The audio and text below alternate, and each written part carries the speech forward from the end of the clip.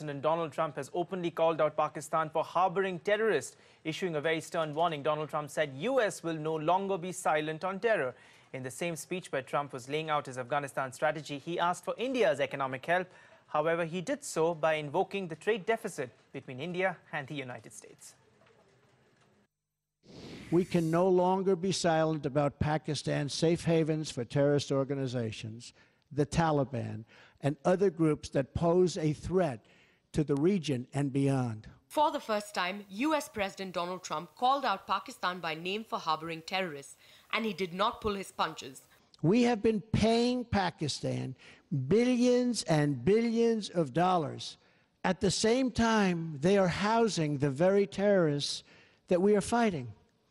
But that will have to change, and that will change immediately. This stern warning to Pakistan was accompanied by a push for India's help in helping rebuild Afghanistan, but even that request came couched in an unspoken threat.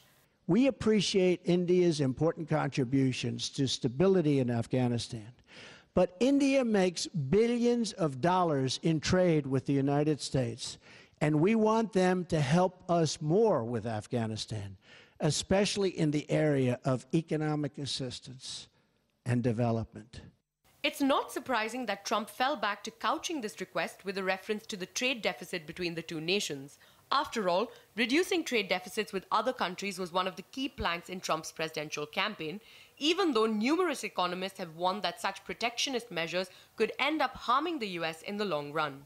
Mr. Trump is under so besieged that everything is going wrong, probably makes it more likely that he will lash out on trade simply as a way to assert himself, to claim that he's showing some kind of leadership. Since the start of 2017, United States has a trade deficit of over $11 billion with India.